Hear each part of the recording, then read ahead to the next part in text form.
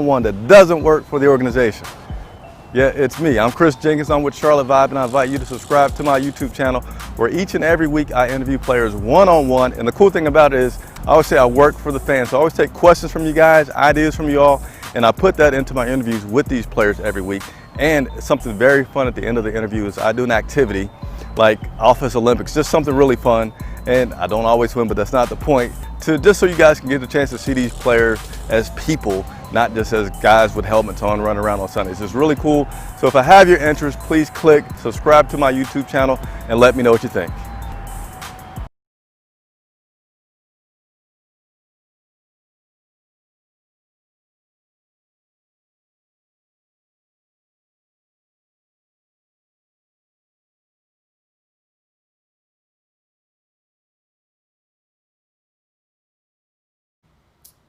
All right.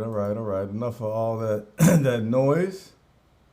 Appreciate everybody that's tuning in. I'm just checking a few things on the broadcast here as we get underway with our live Carolina Panthers versus Tampa Bay Buccaneers post-game recap. It's a tough matchup out there today, very tough matchup. But nevertheless, I'm Chris Jenkins, credentialed member of the media covering the Carolina Panthers. And I appreciate you as always for tuning in. We're going to talk about this matchup. I want to hear from you guys about what you think, what you like, what you didn't like. And as always, if you're watching on Facebook or Twitter, I encourage you to go over to YouTube if you want to interact, engage, and ask questions. I love having questions taken from you, and also love getting tabs from you all to go and talk to players and coaches. So please do that. Of course, hit the like button, subscribe, bell notification, like. Easiest way to support the channel as it helps other Panther fans find out about me and what I do.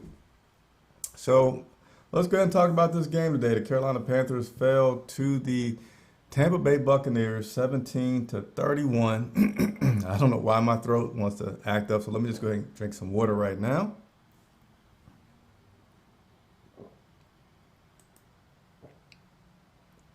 All right, what's up, B. Evans?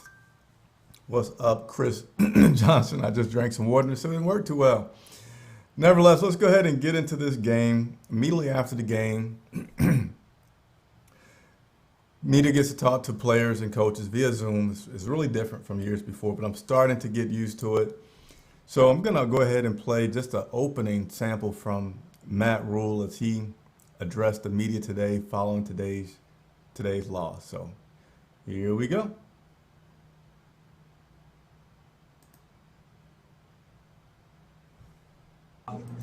Thought it was an ugly football game. Obviously not happy about our penalties, not happy about our turnovers. And with all that being said, 9 penalties, four giveaways, and we have, it's a one-score game in the fourth quarter. So, we have to find a way to overcome that and build off of the competitive nature that we seem to have. But at the same time, we have got to become a better football team in terms of playing cleaner football.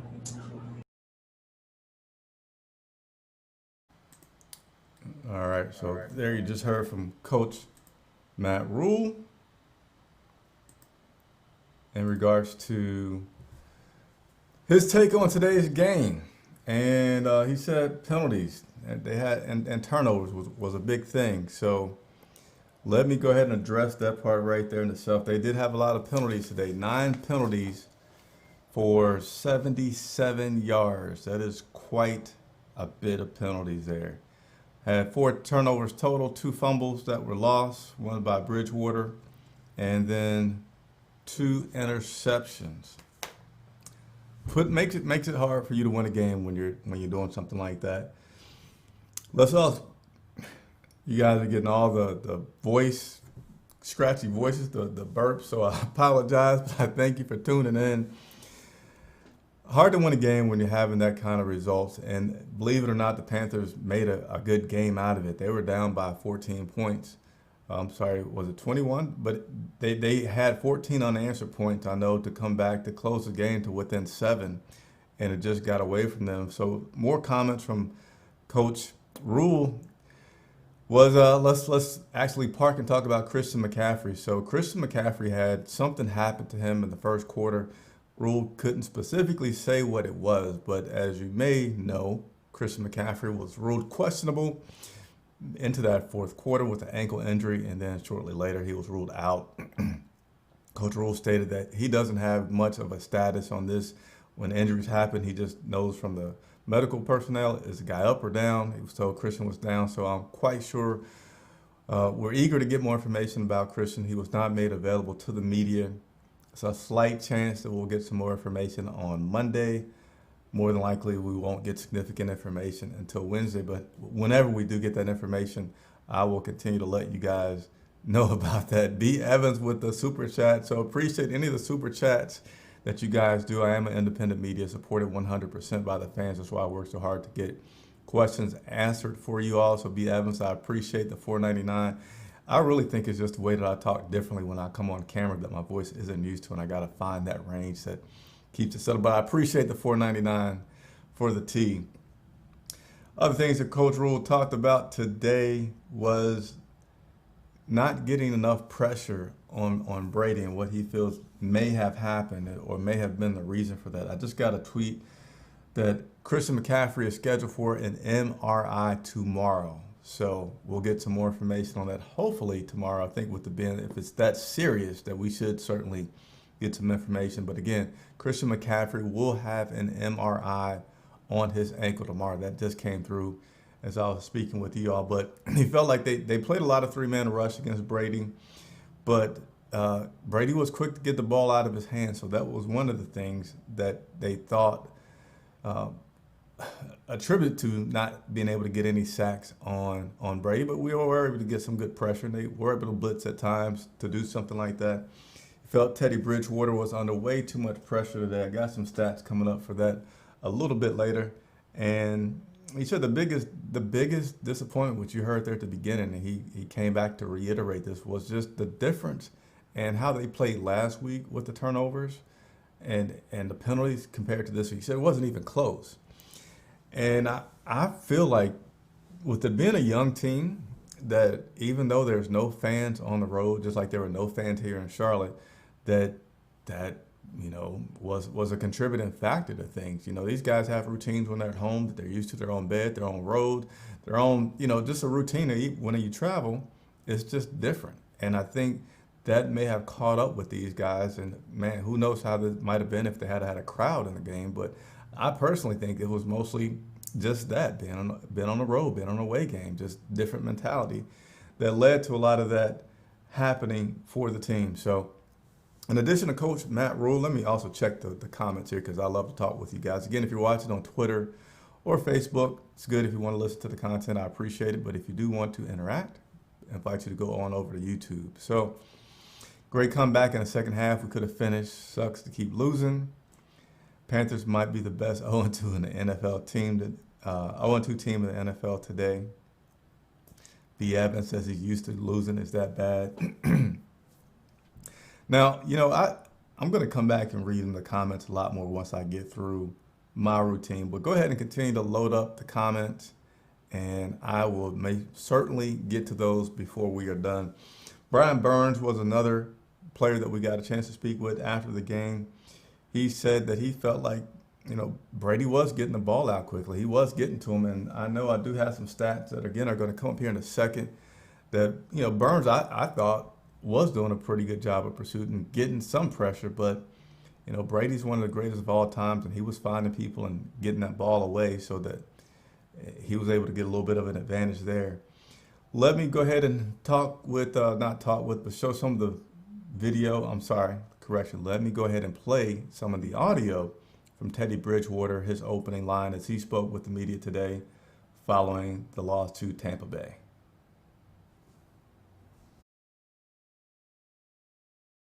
Unfortunate to be in those kind of games. You get out early and you do everything to put yourself back in position to go win the game or tie the game up, and we just can't beat ourselves and continue to just have negative plays. Hats off to Tampa. It's a great defense, great team. But walking away from this game, man, it's tough. All we've been talking about protecting the ball, protecting the quarterback, and we have 4 turnovers on the road and give up a couple sacks. It's tough to come up with victory. So, I got to be better, and I'm taking complete ownership in that.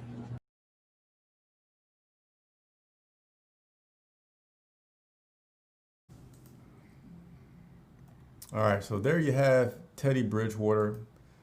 Of course, taking some of the blame as he should, being the quarterback for the team, and also mentioning about the turnovers, being on the road, having 4 turnovers, being too much to overcome. He said he should have done a better job with his reads and getting the ball out of his hands. I wanted to ask him a question about, was it cut more? I haven't looked at the tape either. I will continue to look at the tape so I can give you guys some more insight. But you don't know if some of that was coverage sacks, coverage pressure, or what it was. But certainly at times Teddy Bridgewater, didn't play up to a good level that he needs to in order to give this team a good chance to win. Other players that we got a chance to speak with today, and again, continue to leave your questions. I'm going to get to those. Mike Davis, asked him specifically about the difference between playing at home with no fans and playing on the road with no fans. Was it the same or was it different? He said it was different, but you just got to be motivated to win. And I had to ask Mike that question because you saw him toward the end of the game when he was getting the rock, that he seemed to be fighting and seemed to be excited and seemed to have some energy. And he said, you just got to find the juice. You just got to find it. You got to search for it. You got to want to win in order to play in the conditions that they're playing. And, he seemed, as really a lot of these guys seem, sincerely down and shook about this game.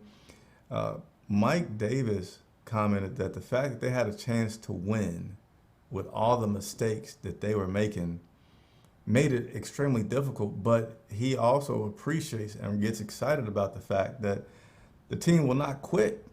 They'll fight no matter what, and that's something to build on. And I personally feel like that is something to build on. My take, and you're welcome to disagree, leave some comments, is that this team, to have so many things against them, new coaching staff, new players, so much turnover, COVID and not being able to practice, now you're having to travel to go on the road, you're down. And again, I'm sorry I don't have my notes if it was 21, but I know they were down definitely 14 points. And you want to be like, oh, this is completely, utterly over. It's about to get ridiculous. They fought back. They were resilient. They played and got back into this game and legitimately had a chance to win. And they could have easily said, we're on the road.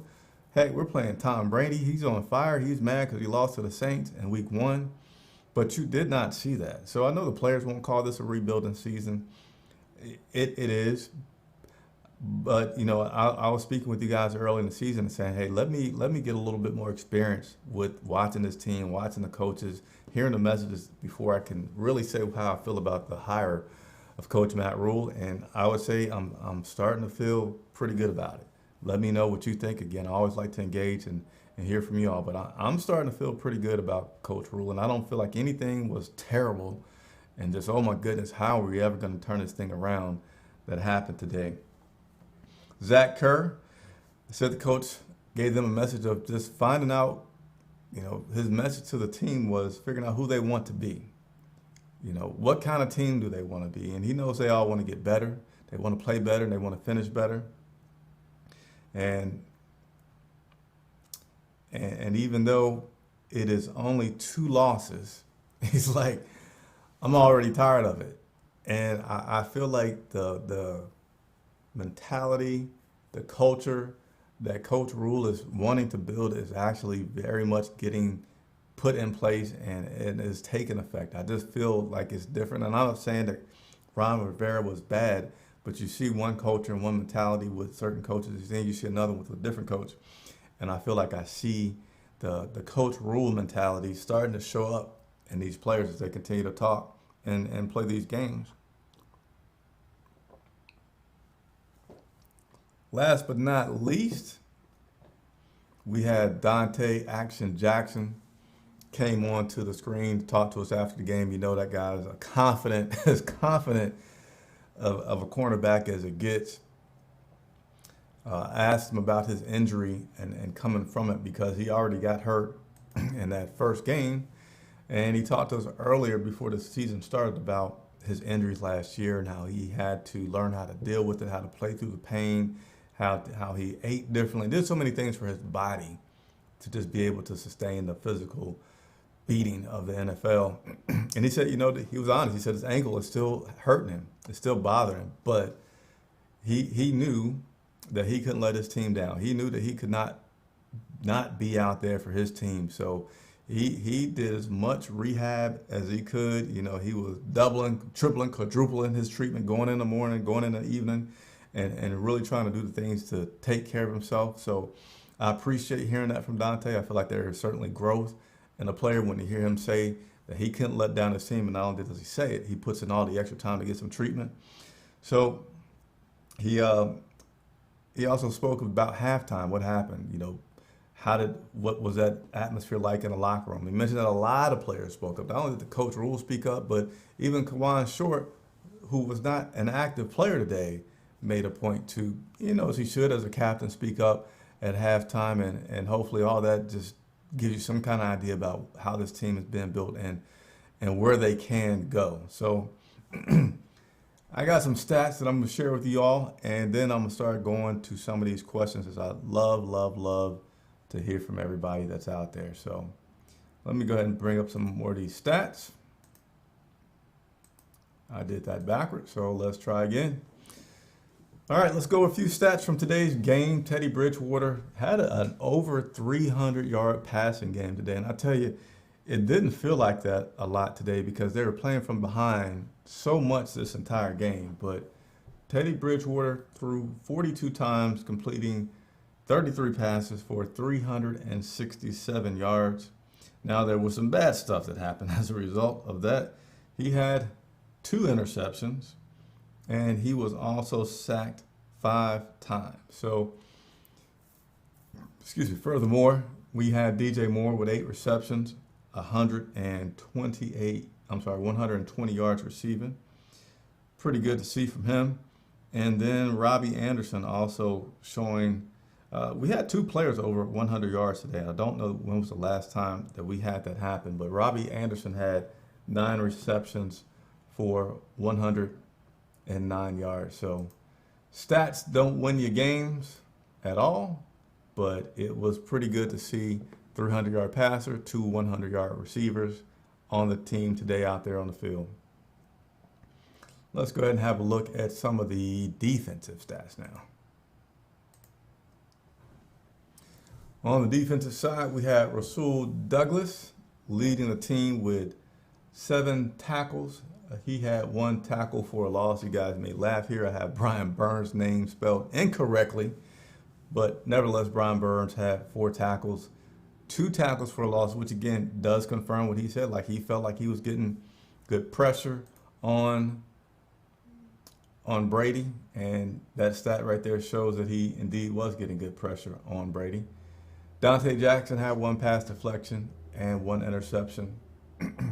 But we still struggled. We had 1 quarterback hit, and we had no sacks on the day. So you definitely want to see those sacks. We love to hear those sacks. It gets a lot of attention and noise. But one thing you can say is last year we were, I believe, 2nd in the league in sacks, and we still had a bad season. So, a stat that we love to see, but it is what it is at this point. We're 0-2. Let me go ahead and interact with you guys, all right, which is why I'm here. So let's go ahead and read some comments.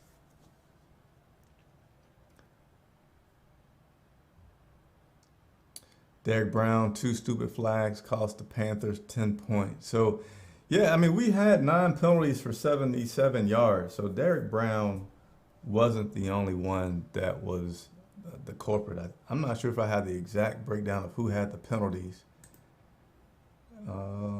Let me see if I can take a second to bring that up from the stats. But I also know Tahir Whitehead, he continues to have some pass interference problems as well. So, it's a team. It's 11 guys out there, and it was 9 penalties. It was not all by the same guy.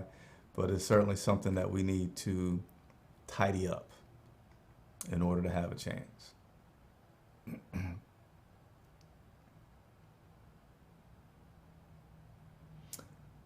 B. Evans is praying for Christian McCaffrey.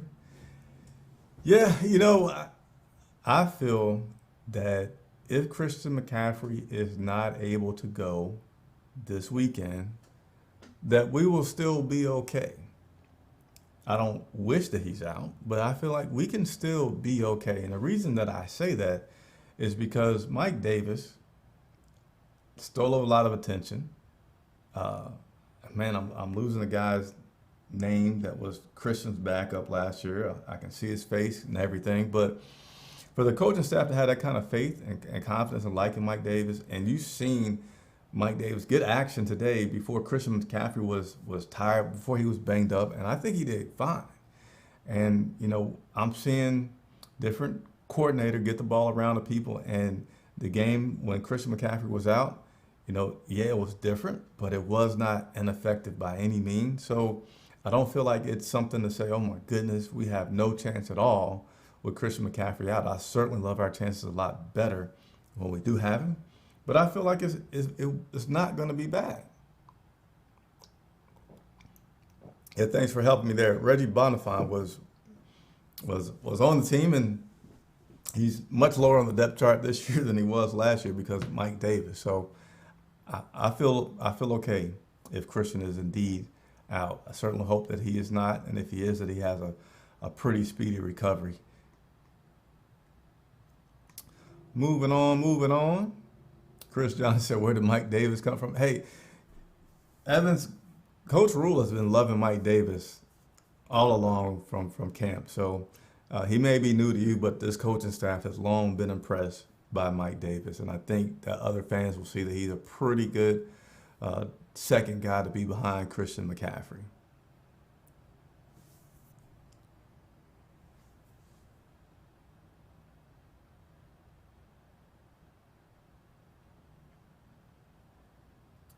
Some people aren't surprised about Teddy's turnovers.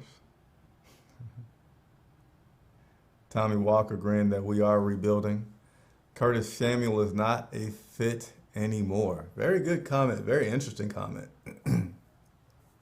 Curtis Samuel did have 2 rushes today. I noticed he had 1 last week. He had 2 rushes today. And on the receiving end, he had 2 targets, had 2 receptions, only had 13 yards. So it certainly seems like DJ Moore and Robbie Anderson are, the big leaders, going to get the majority of the balls this year, along with Christian McCaffrey. Coming out of the backfield, he's always going to get some. I don't know, Christian McCaffrey. Curtis Samuels, that's an interesting statement. Something to certainly keep an eye on and watch to see if his role increases or not. I will see. Yeah, it's just something we're going to have to keep our eye on for that. Continue to build through some of these comments here.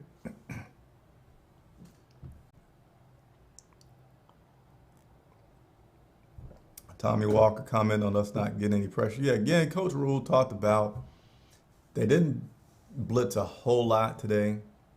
They did some. They did have a lot of 3-man pressure on Brady.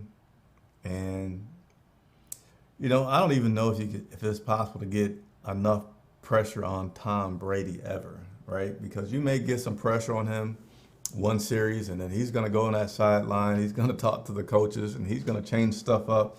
And he'll start finding a way to beat you. So still got to tip your hat to Tom Brady for being one of the greatest of all times back there at the quarterback position. I haven't talked about Brady stats, but let me go ahead and share them with you. He was 23 of 35, 217 yards, 1 TD, 1 interception. And he had some drop balls today. He certainly had some guys that did not give him all the support that he could have, and what could have made this an even wider victory for the Tampa Bay Buccaneers.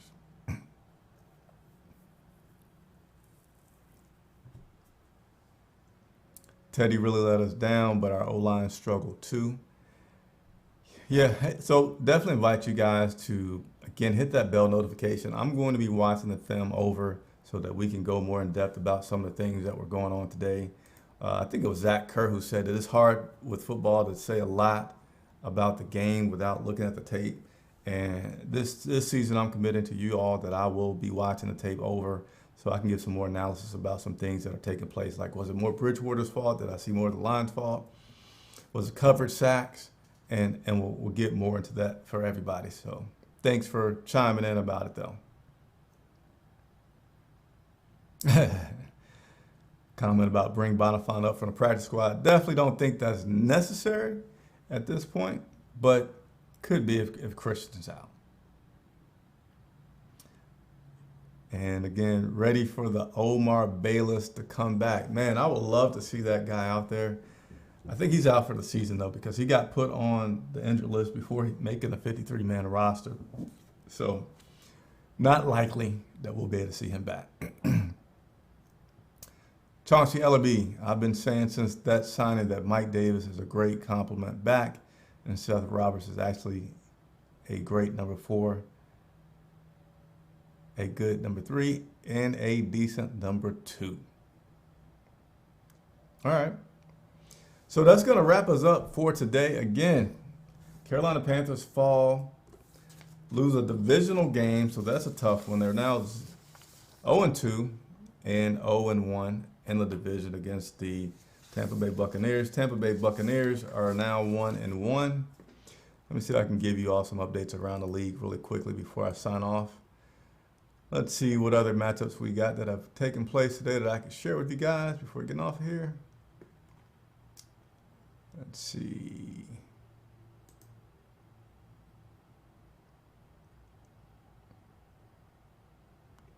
Atlanta lost today 39-40 against the Dallas Cowboys. I cannot believe that they let them come back, kicking an onside kick and doing all the scoring that they needed to in order to come back in that game was just crazy. And the New Orleans Saints do not play until tomorrow night. I just lost my screen. But look, yeah, they play tomorrow night against the Las Vegas Raiders. So that'll wrap me up. Appreciate you watching. As always, Super Chats are tremendously appreciated as I am supported 100% by you fans out there. That's why I do my best to get questions answered for you guys, whether they're for coaches, whether they are for players. So please continue to leave those comments, hit that like button, spread the news. Let's go Panthers. Next week, they'll travel out to Los Angeles where they will be taking on the Chargers. So for Chris Jenkins, I am Chris Jenkins for CharlotteVibe.com. You guys have a great Sunday afternoon.